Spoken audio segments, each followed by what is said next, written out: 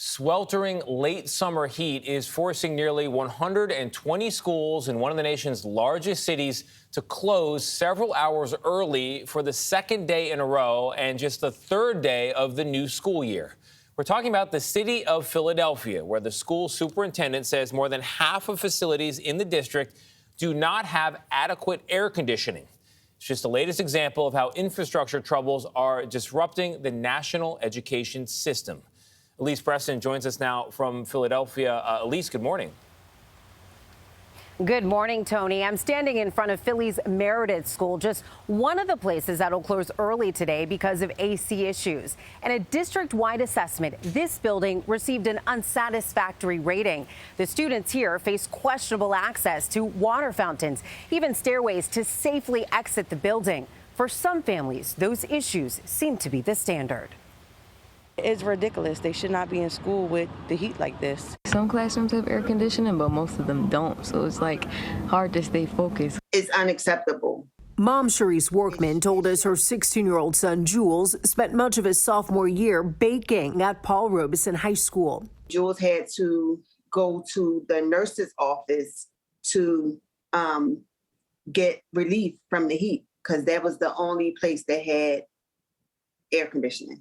So Workman advocated to get AC put in over the summer, and as a result, her son's school did not have to close yesterday. Still, the district says the Robeson High building is inadequate and obsolete. Missing school is associated with worse test scores and worse outcomes generally. American University professor Claudia Persico says Philadelphia's shortcomings are part of a greater national problem. A recent federal survey found that around 54% of U.S. school districts needed to update infrastructure and estimated that students in roughly 36,000 schools are saddled with outdated heating, ventilation, and AC systems. What is the impact every day and long term on the kids that go to those schools? Heat impacts learning across the school year, potentially making it harder for kids to learn and focus. There's also evidence that if you take a test on a particularly hot day, you'll score much lower than if you took a test on a cooler day. As for Charisse Workman and her son, Jules. What is the message to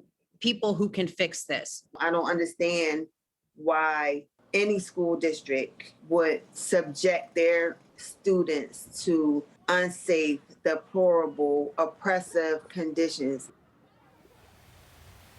Nationally, low-income students are disproportionately hurt by crumbling infrastructure. Here in Philadelphia, the district tells CBS News that the average school building is more than 72 years old, and the district is in the process of installing air conditioning across the city. The whole process could take 2 years. Regular school hours resume tomorrow. Nate? Oh, man, 2 years. At least, thank you.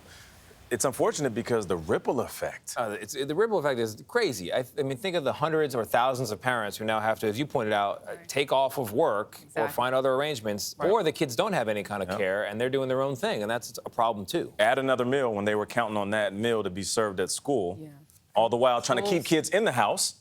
And why does it take 2 years to put the AC in? And that's the problem. Hundreds of schools. I mean, and schools are such an important tool in terms of the structure for children and for parents, so we can be productive. And unfortunately, some of these inner city schools, they have to deal with the delays.